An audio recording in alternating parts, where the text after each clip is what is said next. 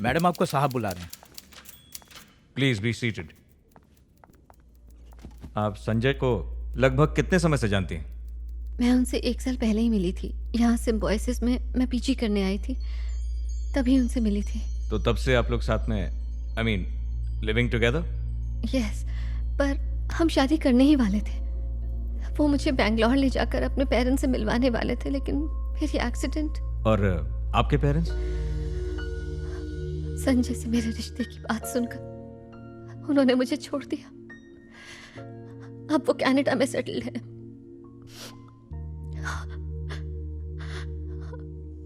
और इस शहर में सिर्फ संजय ही मेरा सहारा है सर। ये संजय जैसा आप सोच रही हैं वैसा आदमी नहीं है। He is a sharp shooter, एक पेशेवर खूनी। वो सुपारी लेके लोगों को मारता है। अंडरवर्ल्ड में बहुत नाम है उसका। बड़े बड़े गैंगस्टर अपने दुश्मनों को मारने के लिए उसका इस्तेमाल करते हैं। वो इसी मकसद से इस शहर में आया था। अब मैं अकेले में आपसे कुछ सवाल करना चाहता हूं।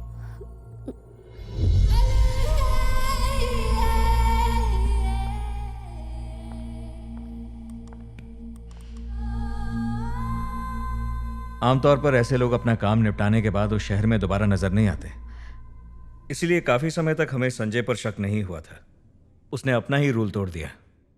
हो सकता है उसे आपसे वाकई प्यार हो गया। मुझे लगता है इसीलिए उसे काम देने वाले लोग उससे काफी नफरत करने लगे थे। हो सकता है उन्होंने संजय को मारने की कोशिश की हो, या हो सकता है विरोधी गैंग ने। और उसके बाद हॉस्पिटल से उन्हीं लोगों ने उसे किडनैप कर लिया हो। याद है आपकी एक फ्रेंड के पिता एकनाथ चतुर्वेदी की हत्या हुई थी? वो इंडिया के मशहूर जियोलॉजिकल साइंटिस्ट थे। उन्हें पता लग चुका था कि प्लूटोनियम की खानें इंडिया में कहां कहां पे हैं, और इंडिया के फायदे के लिए उन्होंने ये बात छुपा कर रखी। दूसरे देश के लोगों को ये जानकारी चाहिए थी। इस काम के लिए उन्होंने इंडिया के गैंगस्टर्स को चुना, और उन्हीं में से एक संजय भी था। एकनाथ चतुर्वेदी की सिक्योरिटी को पार करना आसान नहीं था। साइंटिस्ट की बेटी आपकी दोस्त थी, इसीलिए शादी में घुसने के लिए उसने आपका इस्तेमाल किया, और फिर उसने साइंटिस्ट को मार डाला।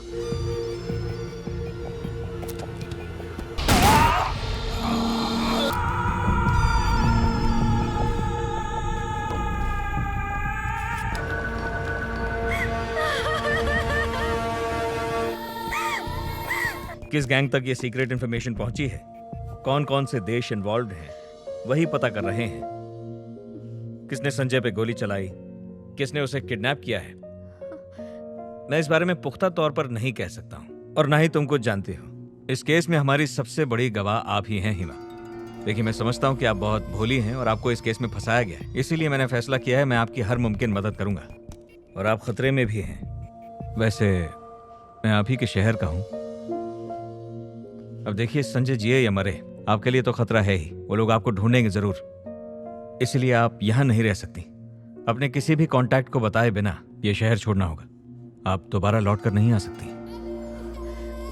आप यहां से कहां जा रही हैं, आप यहां से कब निकलेंगी, अपनी दोस्त को भी मत बताइएगा। वो इसलिए कि मैं नहीं चाहता कि कोई आपको ट्रेस कर सके। Got it? पता नहीं अब आगे क्या होने वाला है।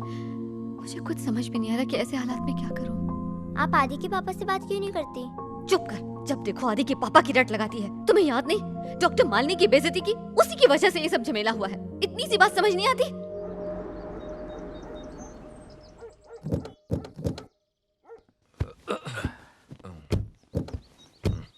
संभल के मालिक। चॉकलेट खा रहा है? जब देखो चॉकलेट खाता रहता। फेंक इसे। आज के बाद ये चॉकलेट दिखनी नहीं चाहिए। जा जाके सो जा।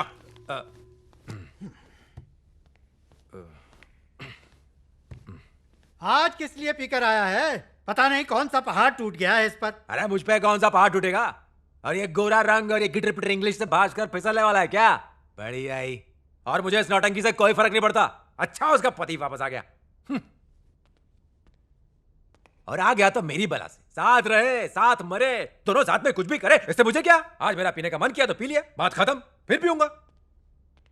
और खबरदार अगर आज के बाद दोबारा उस औरत का इस घर में नाम लिया किसी ने, समझ गए? आदि बेटा, तू अपने कमरे में जा। आदि रुक जाओ एक मिनट, मुझे तुमसे कुछ बात करनी है बेटा। दादाजी ने मुझे सारी बात बता दी है। तुम्हें मुझे अपना पापा कहने में शर्म आती है ना, पर तुम मेरा अभिमान हो बेटा। अपनी माँ का प्यार नहीं देखा तुमने, पर मैंने देखा है। तू जानता है आदि, उसके लिए मैं जिंदगी में कुछ नहीं कर पाया, फिर भी मुझसे प्यार करती थी। डॉक्टर्स ने मना किया था कि बच्चा पैदा मत करो। ये बात मुझसे छुपाई ताकि मुझे दुख न पहुंचे। तुम्हें जन्म देकर बेचारी इस दुनिया से चल बसी। जो प्यार मैं उसे नहीं दे पाया तो किसी और को कैसे दे दूंगा? माँ बन के इसे पाला है मैंने। इसे मुझे बाप कहने में शर्म आती है तो ना कहे, लेकिन ये फिर भी मेरा बेटा ही रहेगा।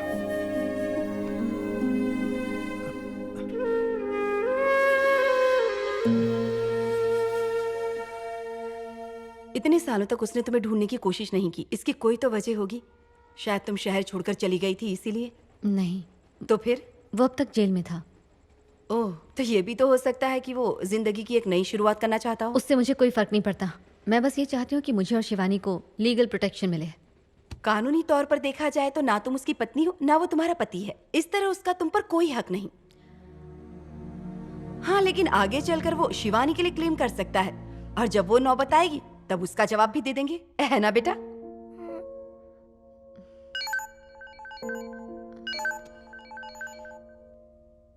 संजय का कॉल है मैम। आज सुबह से ही बार बार मुझे फोन किए जा रहा है। तो काट क्यों रही हो? बात करो उससे। जो वो चाहता है वो किसी भी सूरत में हो ही नहीं सकता, कह दो ना उससे।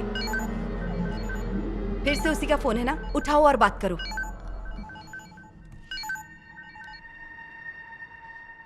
हेलो। एक मिनट हिमा, एक सेकंड। हिमा, मैं संजय की मम्मी।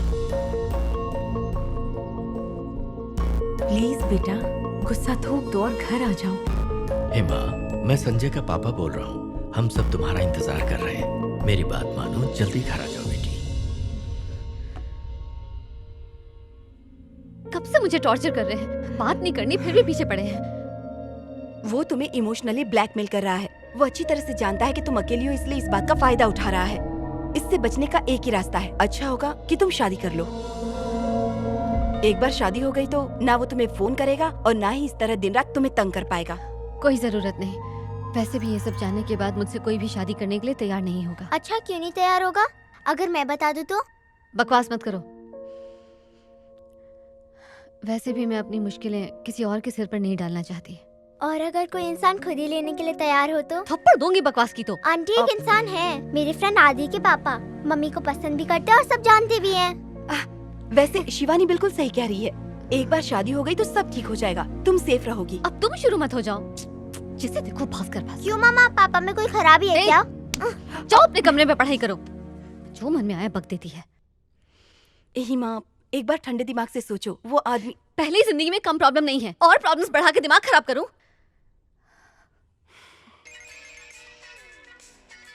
शिवानी।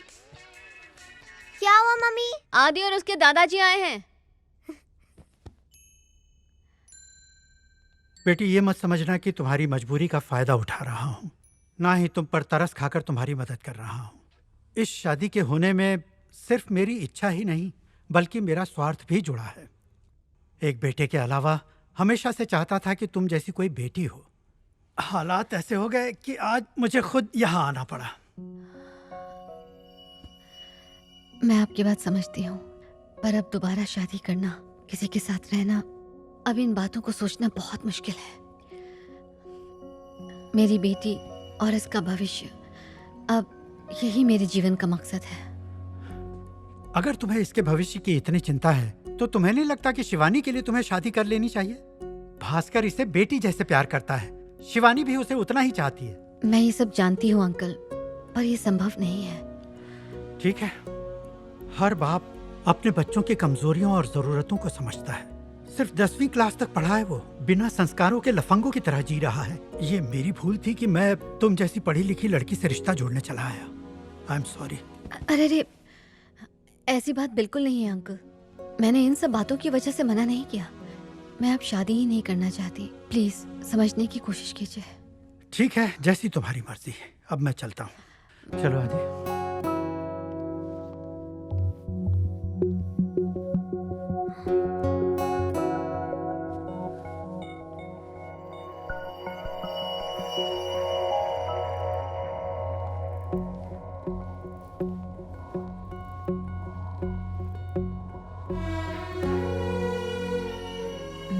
जिद करके दादाजी को यहाँ बुलाया था। पापा को तो इस बारे में पता भी नहीं है। मुझे मम्मी की बहुत याद आती है, इसलिए मैंने सब किया। अगर मुझे पता होता आपको इतना बुरा लगेगा तो मैं ये सब नहीं करता। I am really sorry.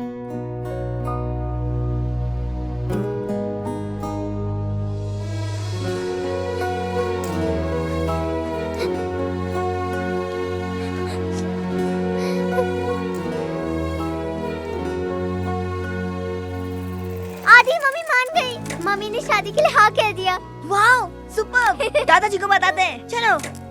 अरे वो कौन होती है शादी के लिए हाँ कहने वाली? पहले मुझसे पूछा था कि मैं राजी हूँ कि नहीं, फिर बात करनी चाहिए थी। हाँ तो अब पूछ लेता हूँ, तुम ये शादी करोगे? सवाल ही नहीं है। क्या मैंने आपसे कहा था उससे बात करने के लिए? अरे तुमने नहीं कहा तो क्या मुझे भी समझ में नहीं आता कि क्या सही है क्या गलत? ये मेरा फर्ज है। इसका ठीकरा भी मेरे सर फोड़िए। उस औरत का घमंड देखा आपने? सिर्फ अच्छी सूरत होने से कुछ नहीं होता, स्वभाव भी अच्छा होना चाहिए। तुम तो बड़े तहजीब और संस्कार वाले हो। हाँ लेकिन उससे तो अच्छा हूँ। गुड मॉर्निंग पापा। Good morning. ओहो अब समझ में आया, तो ये आप सब लोग मिलके खिचड़ी पका रहे हैं। जब तुमने फैसला कर ही लिया है तो हम इस रिश्ते के लिए मना कर देते हैं। अब तो खुश हो? नहीं ऐसे अचानक मना मत कीजिए, मुझे सोचने का थोड़ा टाइम इसमें सोचने के लिए रह क्या गया है? तुमने कह दिया ना उसे पसंद नहीं करते। अब बिना मिले या बिना बातचीत किए मैं कैसे कह सकता हूँ कि मुझे पसंद है या नहीं है? इसके लिए सबसे पहले मैं उससे बात करूंगा, उसके बाद फैसला करूंगा कि शादी करनी है या नहीं। ठीक है? तो आदि ये मामला तो और उलझ गया। हाँ और नहीं तो क्या, पापा तो कुछ ज्यादा ही भाव कर रहे हैं। बातचीत तो शादी के बाद भी कर सकते हैं, फिर अभी क्यों? अरे जो पापा ने कहा वो भी सही है। मेरी मम्मी कभी ठीक से बिहेव करती है क्या? मेरे हिसाब से बात करनी चाहिए। बातचीत में सब गड़बड़ कर देंगे, फिर झगड़े के बाद दोनों की शादी कौन कराएगा? दादाजी ये ऐसे ही कहता रहेगा। आप मम्मी और पापा की बात करवाइए, इसके बाद ही कुछ बात बनेगी। हे Chandramukhi, good morning. Good morning sir. Good morning. आपकी शॉपिंग हो गई? एक्सक्यूज मी, ये शोरूम मिस्टर भास्कर का है ना? जी हाँ। मालिक आपका बीपी हाई ना हो तो एक बात कहूँ क्या? हाँ बोल। अपना अब्दुल रजाक जो है ना, वो WWF लड़ने जा रहा है। हाँ? अरे अपनी गाउठी कुश्ती होती है ना जिसमें उठा के पटकते हैं। बहुत दिन से खुजली हो रही थी, किसी की हड्डी नहीं तोड़ी ना, इसलिए ज्वाइन कर लिया। कुश्ती के बाद सब थर-थर कांपेंगे उसके नाम से। क्यों ना हॉस्पिटल में उसके नाम से खटिया बुक कर ले? किस लिए? मतलब जरूरी नहीं ना कि वो मार के ही आएगा, हो सकता है कि सामने वाला उसको कुत्ते की तरह धो दे, तो उसी खटिया पर उसको सुला देंगे। विक्रमा हाँ। यार ये मारामारी में मजा नहीं आता, मैं ये सब छोड़ने की सोच रहा हूँ। लेकिन बिना टून हुए या लाफा मारे कौन सा मैटर सॉल्व हुआ है? आपसे बिना दारू बिना मारपीट के मैटर सुलझाएंगे बस। मालिक लातों के भूत बातों से नहीं मानते, सबके सब भेड़िए हैं यहाँ पर। कोई मुझे डरपोक कहे तो चलेगा, लेकिन आपको कुछ कह दिया ना तो सीधा थोबड़ा तोड़ दूंगा उसका। ओपनिंग आप करना, शटर डाउन मैं करूंगा। हेलो मैम आई है। हाँ हाँ उन्हें यहाँ अंदर भेज दो। ओके मालिक। सुन हाँ। कोई मुझसे मिलने आ रहे हैं। अच्छा। थोड़ी देर के लिए अपनी मनुष्य शक्ल और सड़ी बातें लेकर बाहर निकल जाओ गलटे। और हाँ किसी को अंदर मत आने देना। ओके मालिक। ए रुक, नहीं जाना है क्या? यहीं रुक जाता हूँ। ब्रीफ केस छोड़ के जा। ओहो, ब्रीफकेस भी मुझसे ज्यादा प्यारा हो गया। मैम ये वाला। Madam good morning. ओके। अच्छा तो ये आने वाली थी, तो फिर वो डबल गेम। दरवाजा बंद कर लेता हूँ। हेलो। यस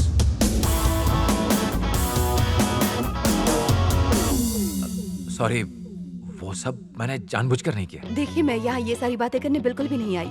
दरअसल मैं यहाँ शॉपिंग के लिए अक्सर आती रहती हूँ, पर आज ही पता चला कि ये शोरूम आपका है। बैठिए ना, कुछ लीजिए। ओह नो थैंक्स, दरअसल मेरा शूट है, मुझे अभी जाना होगा, बाद में मिलते हैं। आइए आपको छोड़ देता हूँ।